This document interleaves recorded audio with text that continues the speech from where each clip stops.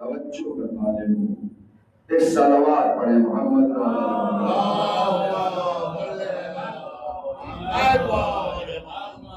اللہ نے کیا کہا؟ جیسی میری ولایت ہے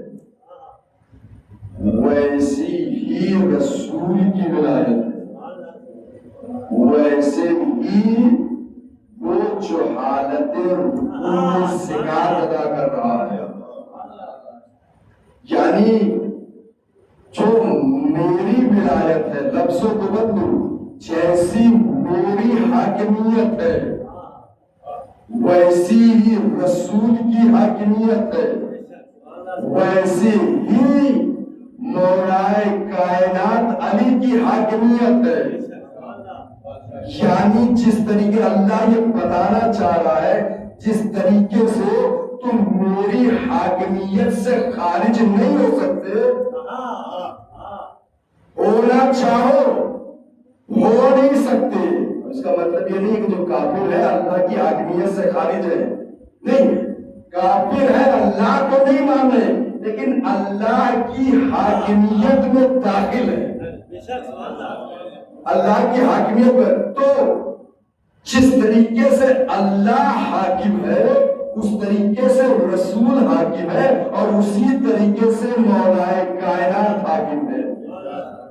تو اب لاکھ کوئی بھاگنا چاہے، نکلنا چاہے تو نکل نہیں سکتا.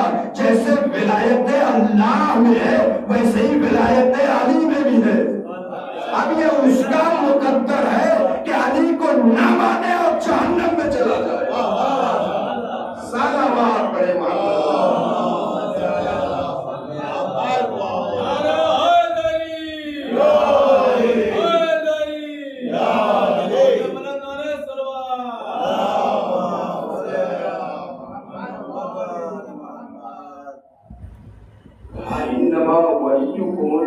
میں ولی ہوں، اللہ رسول ولی ہے، اور وہ جو حالت رکوع میں زکات دے رہا ہے وہ تمہارے ولی ہے.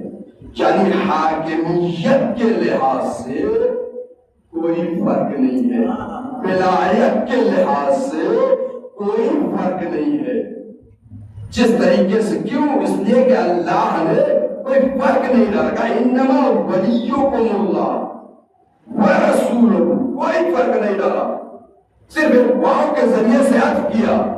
یعنی جو دار و مدار ولایت کا، حاکمیت کا اللہ پر ہے، وہی دار و مدار رسالت پر بھی ہے، وہی دار و مدار امامت پر بھی ہے.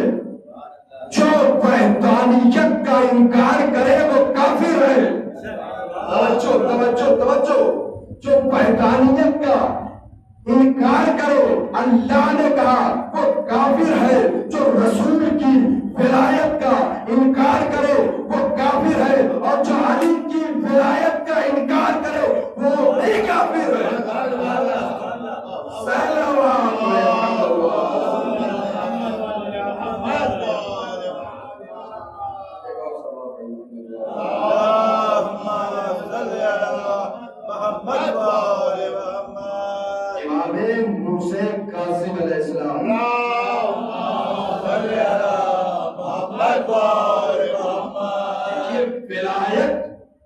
اگر کسی کے اندر جذبہ ولایت پایا جائے، تھوڑا سا بھی ہو، تو وہ منتقل ہو کے، یعنی اس مقام سے، اس مرحلے سے نکل کر مرحلے ولایت میں داخل ہو جائے گا.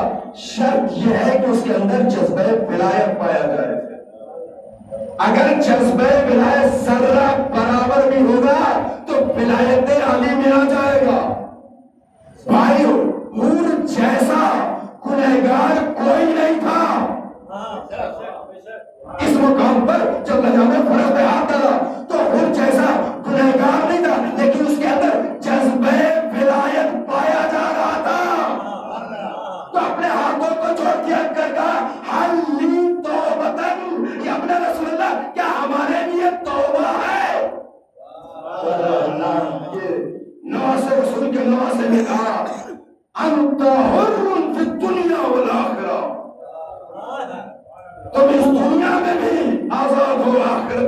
آزاد ہو. کیوں؟ اس لیے کہ جذبہ ولایت پایا جا رہا ہے.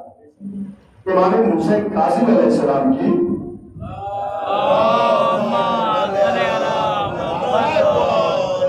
اکثر زندگی جو گزری ہے وہ قید خانے میں گزری ہے. تو جب اکثر زندگی قید خانے میں گزری ہے، اس کے باوجود امام کے اقوال کو نہ روک سکے، امام کی ولایت کو نہ روک سکے. تو اب برادر محترم ریحان صاحب کہتے ہیں کہ اب لوگوں نے کیا یہ کہ امامت کو داغدار کیا جائے، امامت کو داغدار کیا جائے یا ولایت کو داغدار کیا جائے. تو حکومت کے کارندے جمع ہو کر ایک حسین و جمیل زن کو، عورت کو امام کے قید خانے میں بھیجا، جہاں پر امام قید تھے وہاں اس کو بھیجتے کہ جذبہ ولایت اگر ہوگا تو اتنا ہی خسیس انسان کیوں نہ ہو نکل کر سخی بن جائے. اگر جذبہ ولایت پایا جائے کتنا ہی گنہگار کیوں نہ ہو نکل کر مرحلے آخرت میں حلنتا حرم پھر دنیا والآخرہ کی منزل پر ہوگا. تاریخ کر دیا گیا اور چلی آئی وہ سن وہ خوبصورت وہی جملہ جو رسول اسلام کے لیے کہا تھا، میں تمہیں خوبصورت عرب کی عورتوں کو پیش کروں گا کہ تم لا الہ الا اللہ سے باز آ جاؤ. تو خوبصورت عورت کو پیش کیا گیا. اب وہ داخل ہونے کے بعد پوری رات امام کو دیکھتی رہی کہ امام کا کیا رہے ہیں.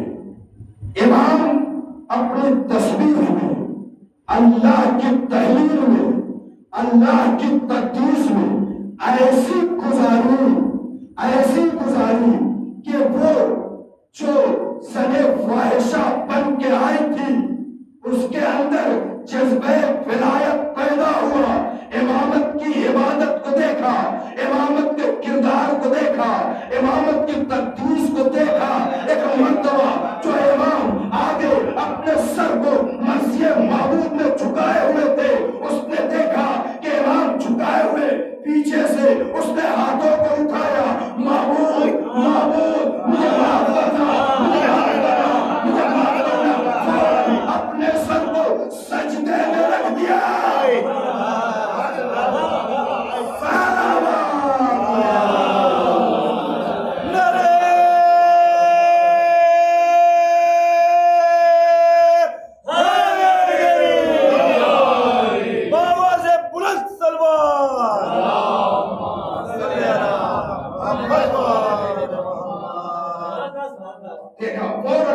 اپنے سر کو سجدے میں رکھ دیا. وہ جو داغدار کرنا چاہ رہے تھے، امامت کو شرمندہ اور نادم کرنا چاہتے تھے، امامت پر حرف ڈالنا چاہ رہے تھے، جب صبح ہوئی داخل ہوئے تو کیا دیکھا؟ شیعوں کا امام سجدے میں ہے. شیعوں کا امام سجدے میں ہے. اس کی پیروی کرنے والی وہ عورت جو کل تک خاص خانوں میں ناچا کرتی تھی، امام کے کردار نے اتنی چینجنگ پیدا کی، اتنی تبدیلی پیدا کی کہ وہ بھی سجدے میں چلی گئی. جیسے ہی وہ سجدے میں گئی، اب یہ جو آئے ہوئے تھے ان کے ہوش اڑے، ان کے ہوش ہوئے. تو اب میں ایک جملہ کہہ کر آگے نکلوں کہ ولایت امامت کسے کہتے ہیں اور ولایت نبوت میں دونوں میں بڑا فرق ہے. ایک ہے ولایت نبوت، ایک ہے ولایت امامت. جناب یوسف، ایک سلوات تو پڑھے محمد والا.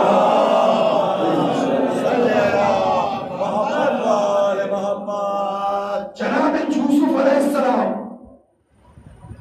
جب وہاں سے مصر سے وہاں سے چل کر सुलेखा के कस्र में दाखिल हुए, बिकने के बाद दाखिल हुए, कई साल तक सुलेखा के यहाँ रहे, कई साल तक रहे। रहने के बाद नतीजतन ये हुआ कि सुलेखा ने दामन को पकड़ा, सुलेखा ने दामन को पकड़ा। तो जनाबे यूसुफ वो है कि इतने साल रहने के बाद अपने दामन को बचाकर निकल गए, अपने दामन को बचाकर निकल गए। सुलेखा को हम ख्याल न बना सके, सुलेखा को हम ख्याल न बना सके। अरे ये विलायत इमाम मूसा कासिम है कि एक रात में वो जो कल तक कहीं और रहा करती थी, एक रात में इमाम ने उसे अपना हम ख्याल बना लिया। एक रात में तो जज्बे विलायत पाया जाता हो तो चाहे कितनी ही गुनहगार क्यों ना हो, वो इमामत के सामने सर को झुका देती है। ये मुसलमानों के मुकद्दर की बात है। ये कैसी नानी थी कि इमाम के मुकाबले में आ गई।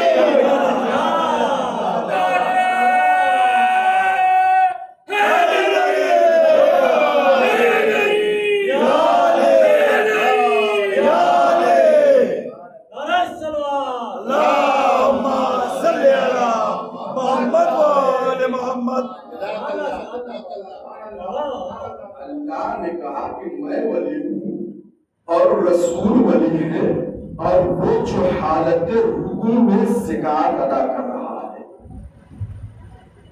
तो अब विलायत से अगर कुरान लोगे तो तुम्हारी समझ में आएगा, अगर विलायत से हटकर कुरान लोगे तो जिंदगी भर रटते चले जाओगे, समझ में नहीं आएगा।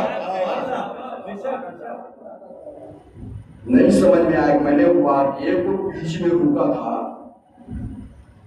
तीसरी मजलिस में जो गुजर चुकी कि एक नसरानी मजहब, मैं पूरा नहीं पढ़ूंगा, नसरानी मजहब का एक शख्स आया, इमाम आया और आने के बाद मंसूर दवानकी से सवाल किया, मंसूर दवानकी, और उसका पूरा दरबार जवाब न दे सका। तो किसी ने कहा एक वारिसे मुस्तफा जिंदा है, उसको बुलाओ। यहाँ पर मैंने तमाम किया था, एक वारिसे मुस्तफा जिंदा है, उसे बुलाओ। तो अब वारिसे मुस्तफा को बुलाया गया, वारिसे मुस्तफा दरबार में दाखिल हो गया। अभी ये गैर मजहब जो सायल बन के आया था वो इमाम को पहचानता नहीं था कि ये कौन है। कहा अच्छा आप जवाब देने के लिए आए हैं, पूछो सवाल। इमाम ने कहा पूछ जो पूछना हो पूछो, सलूनी वाला चुना, पूछ जो पूछना है। कहा आपका कुरान पे ईमान है? इमाम ने कहा मुखातबे कुरान है, ईमान कुरान हमसे मुखातिब है, तुमसे नहीं। कहा ईमान है। अच्छा कुरान में सबसे पहली सूरह हम्द के बाद सूरह बकरा की सबसे पहली है अलिफ लाम मीम ज़ालिकल किताबु ला रैब फीह हुदन लिल-मुत्तकीन। ये वो किताब है जिसमें न कोई शक है न कोई शुबहा है, बल्कि ये किताब मुत्तकीन के लिए हिदायत है। उसने कहा आप मानते हैं सारे को, तो किताब में न कोई शुबहा है न कोई शक है। अलिफ लाम ज़ालिकल किताब ला रैब फीह, इसमें कोई शक व शुबहा नहीं है। तब उसने दूसरी आयत पढ़ी कि हुम वल मुतशाबिहात, इसके आगे कि उसने कहा कि कुरान मजीद में अक्सर आयतें ऐसी है जो गुजलक है, ऐसी है जो वाज़ेह नहीं है, ऐसी है जो मुतशाबिहात है, ऐसी है जो मुतशाबिहात है। तो अब आप ये बताइए ये मुतशाबिहात है तो उधर कुरान क्या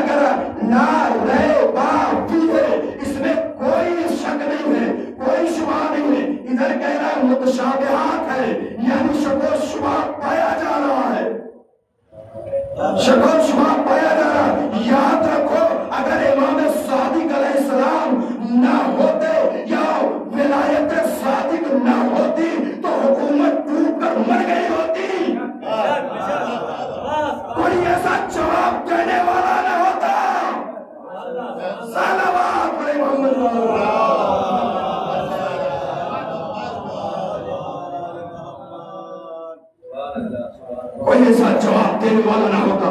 کہا پوچھ جو پوچھنا ہے.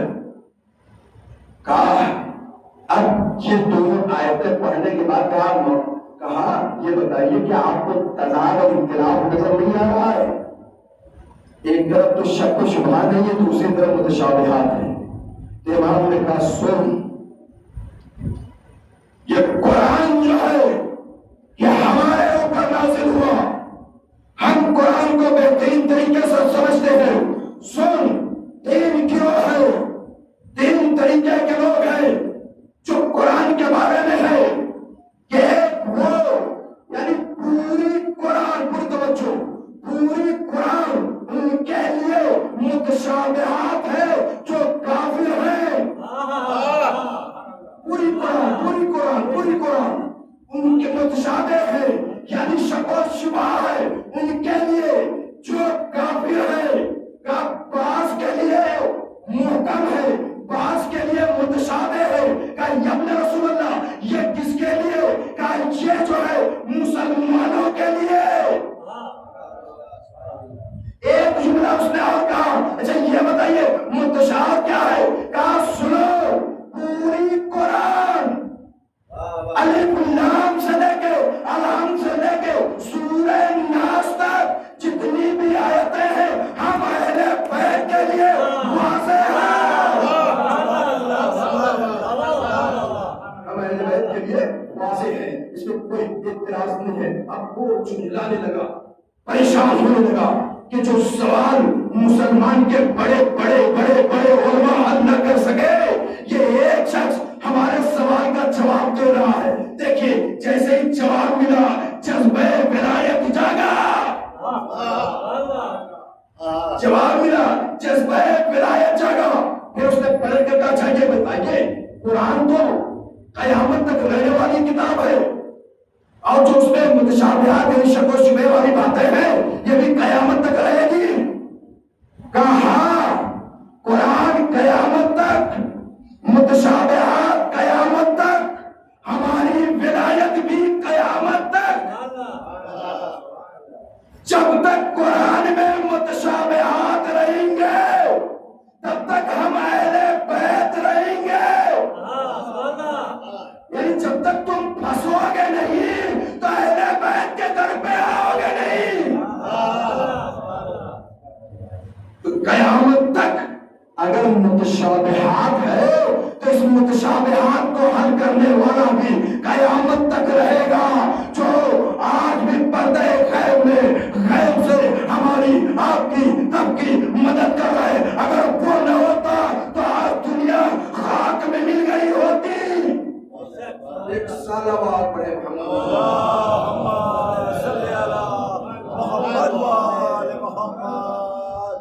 اس کے اندر جذبہ ولایت پایا جا رہا تھا. جیسے سوال کا جب جواب ملے نا تو انسان اس کی طرف متوجہ ہونا شروع ہو جاتا ہے. جیسے جعفر صادق علیہ السلام نے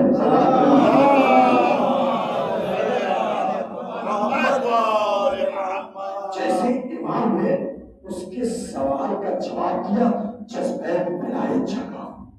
اب مسلمان منصور توانگی کے دربار میں، منصور توانگی کے دربار میں وہ جو غیر مذہب تھا اٹھا، اٹھنے کے بعد ایک جملہ کہا لا الہ الا اللہ، لا الہ الا اللہ محمد رسول اللہ وانت وصی رسول اللہ.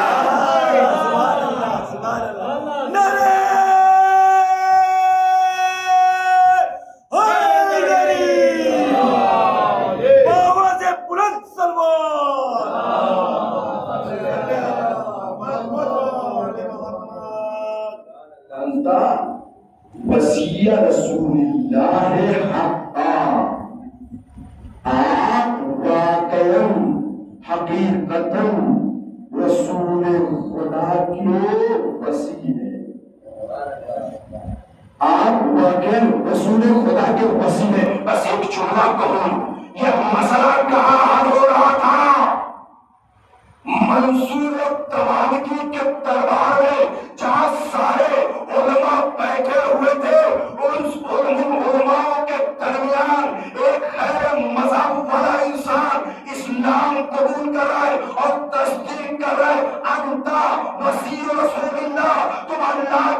مسیح رسول اللہ کے مسیح ہو، سب نے سنا، سب نے دیکھا، کسی نے بھی فتویٰ بدعت نہیں لگایا، سب نے اقرار کر لیا۔ کیوں نہ کرتے؟ اس لیے کہ وارث انبیاء، وارث نبی ہیں، ولایت کے مالک ہیں۔ جیسی ولایت رسول کی تھی ویسی ہی ولایت آل رسول کی بھی ہے۔ قرآن سمجھ میں نہیں آئے گا جب تک اہل بیت سے متمسک نہ ہو۔ سورہ الحمد کی آخری آیت، انعمت علیہم غیر المغضوب علیہم ولا الضالین۔ ابو لالائے مودودی، انہوں نے تفسیر کی کتاب لکھی ہے، اہل سنت والجماعت سے ہے۔ وہ فرماتے ہیں کہ جو شیعہ حضرات ترجمہ کرتے ہیں وہ صحیح نہیں ہے۔ ہم نے پوچھا آپ یہ بتائیے ہم کیا کرتے ہیں؟ تو کہنے لگے شیعہ یہ ترجمہ کرتے ہیں کہ انعمت علیہم اہدنا الصراط، ہماری اس راستے کی طرف یا راستے پر ہدایت کر جس پر تو نے نعمتیں نازل کی۔ یعنی راستہ ایک ہے، گروہ دو ہے۔ کہا اس راستے پر کی ہدایت کر جس پر تو نے نعمتیں نازل کی، اور اس راستے سے دور رکھ جس پر تو نے غضب نازل کیا۔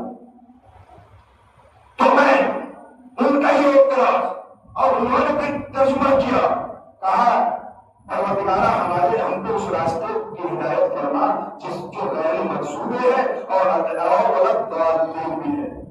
میں فرق ایسے بتاؤں کہ دیکھیے ہمارے ترجمے میں اور ان کے ترجمے میں فرق یہ ہے کہ ہمارے یہاں راستہ ایک ہے، گروہ دو ہے۔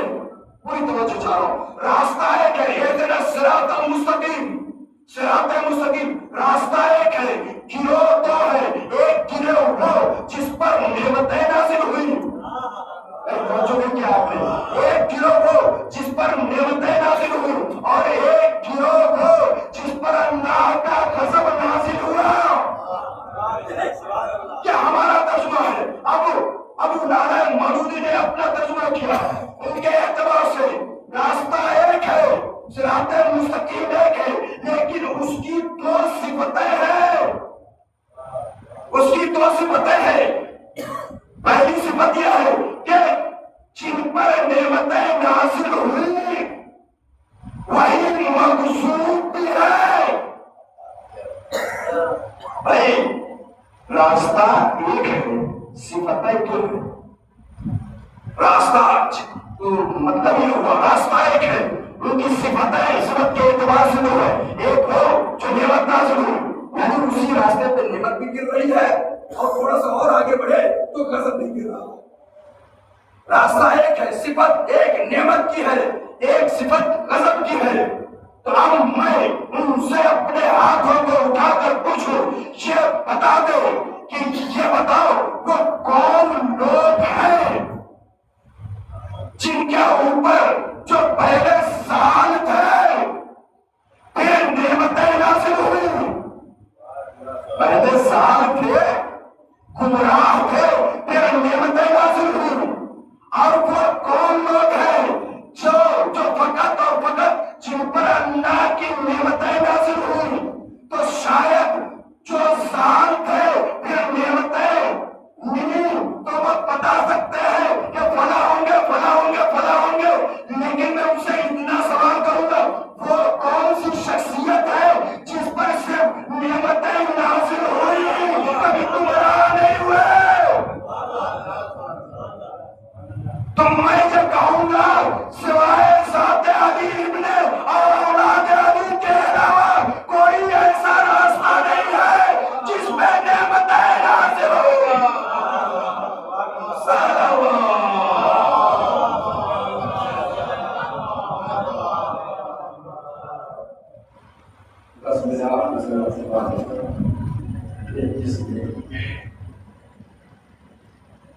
اللہ یہ فرما رہا ہے انما ولیکم اللہ، اللہ تمہارا ولی ہے اور رسول تمہارے ولی ہے، اور وہ ولی ہے جو حالت رکوع میں زکات ادا کرتا ہے، حالت رکوع میں زکات ادا کرے وہ تمہارا ولی ہے، اور جو حالت سجدے میں امت کے لیے دعا کرے وہ تمہارا ولی ہے۔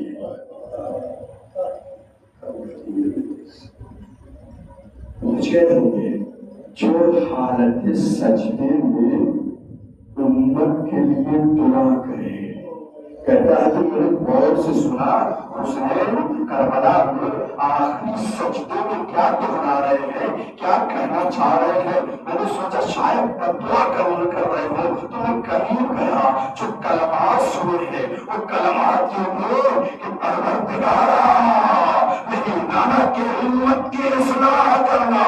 حسین آخر سجدے میں امت کی فلاح و بہبودی کے لیے دعا کر رہے ہیں۔ اس حسین کے ساتھ کیا کیا گیا؟ کربلا میں حسین کے ناگنوں کا خون بہایا گیا۔ مکتب لکھتا ہے، تاریخ لکھتا ہے کہ کربلا کے میدان میں جتنا خون ابو طالب کے بیٹوں کا بہا ہے کسی اور کا نہیں بہا ہے۔ عزاداروں علی تابوت نکلنے والا ہے، تابوت علی اکبر کا نکلے گا، بڑھ کر استقبال کیجیے گا۔ علی اکبر کون ہے کا ہم شکل پیغمبر ہے، سیرت میں، صورت میں، رفتار میں، کردار میں مشابہ ہے رسول اسلام سے۔ رونے کے لیے آمادہ ہو جائیے، یہ اس بڑھن جوان کا مصائب پڑھنے جا رہا ہوں جسے حسین نے جب سنا ہے کہ علی اکبر مرنے کی اجازت مانگ لے، مقتل یہ لکھتا ہے سال حسین، حسین نے ایسی ڈھائیں مار کر گریہ کیا ہے کہ خیمے سے زینب پوچھنے پر مجبور ہو گئی، بھیا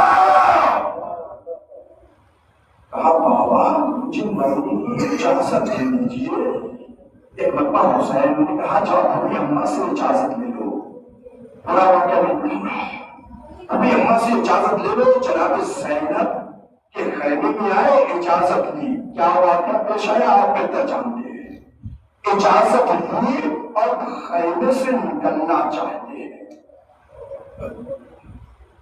تمام بیویوں کی آس اور دھاگس کا نام ہے علی اکبر۔ کہتے ہیں حمید جو مسلم ناقل ہے وہ یہ کہتا ہے کہ میں نے دیکھا کہ در خیمہ کا جو پردہ ہے یہ 18 مرتبہ اٹھا میں سوچ رہا تھا آخر بار بار پردہ اٹھ کیوں رہا ہے، گر کیوں رہا ہے۔ میں تھوڑا سا قریب گیا، ایک عجیب و غریب منظر دیکھا۔ کیا دیکھا؟ کوئی ہے جو علی اکبر کے دامن کو پکڑ کر خیمے میں کھینچ رہا ہے۔ علی اکبر نکلنا چاہتے تھے، دامن پکڑ کر کھینچیے۔ حمید بن مسلم یہ کہتا ہے کہ اگر کوئی بڑا ہوتا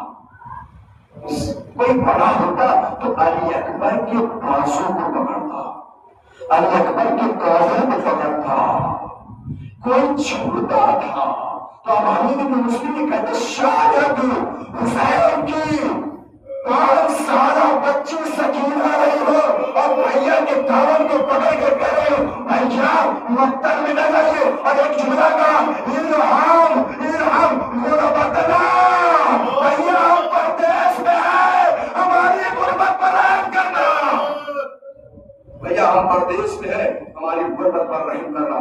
ہاں صاحب علی اکبر کیسے نکلے، انہوں نے کیسے اجازت دی نہیں معلوم۔ اب جو علی اکبر نکل کر میدان کربلا کی طرف چلے ہیں تو حسین کو پیچھے پیچھے چلے، کچھ دور چلے تو علی اکبر نے محسوس کیا کیا دیکھ کر زید پار چلا آ رہا ہے، بس صدر دوبارہ اجازت لی، علی اکبر مقتل میں گئے۔ ادھر علی اکبر مقتل میں گئے۔ روایت لکھتے ہیں کہ لیلا کی نگاہ، جناب زینب کی نگاہ علی اکبر امام حسین کے چہرے پر تھی۔ ایک مرتبہ حسین کے چہرے کا رنگ بدلا، زینب نے پڑھ کر پوچھ لیا بھیا چہرے کا رنگ بدلتا ہے؟ کہا ہاں بہن، علی اکبر کے مقابلے میں ایک پہلوان آ رہا ہے، میرا علی اکبر 3 دن سے بھوکا اور پیاسا ہے، 3 دن سے بھوکا اور پیاسا ہے۔ ہاں زہارو ایک مرتبہ کیا جملہ کہا ہے، ام لیلا تم اکبر کی ماں ہو اور ماں کی دعا بیٹے کے حق میں قبول ہوتی ہے۔ فرش کربلا پر علی اکبر کی ماں نے مصلی بچھا دیا، آہستہ آرام سے سنی، مصلی بچھا دیا۔ اب جو ام لیلا نے اپنے ہاتھوں کو اٹھایا ہے، اٹھانے کے بعد دعا کی ہے، بارے تجھے واسطہ ہے جیسے یعقوب کے لیے یوسف کو پلٹایا تھا، ویسے میرے یوسف کو واپس پلٹا دے۔ جب ہماری دعا کی باتیں چاوت سے ٹکرائی، علی اکبر آ گئے، چھوڑا سن کے علی اکبر واپس آ گئے، اس کو شکایت کیا، واپس آ گئے۔ جب واپس آئے ہیں تو حسین کھڑے تھے، دیکھ رہے تھے۔ ایک مرتبہ آنے کے بعد باپ سے گلے ملے، اور ملنے کے بعد ایک جملہ کا، بابا اگر ایک قطرہ ایک قطرہ آپ کا مل جائے تو میں اس میدان کا نقشہ بدل دوں۔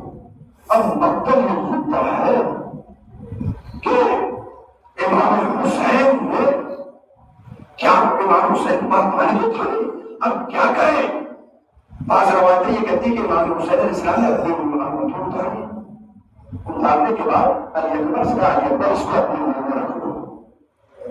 علی اکبر نے منہ میں رکھا، لیکن پیاس کی شدت نہ پوچھی۔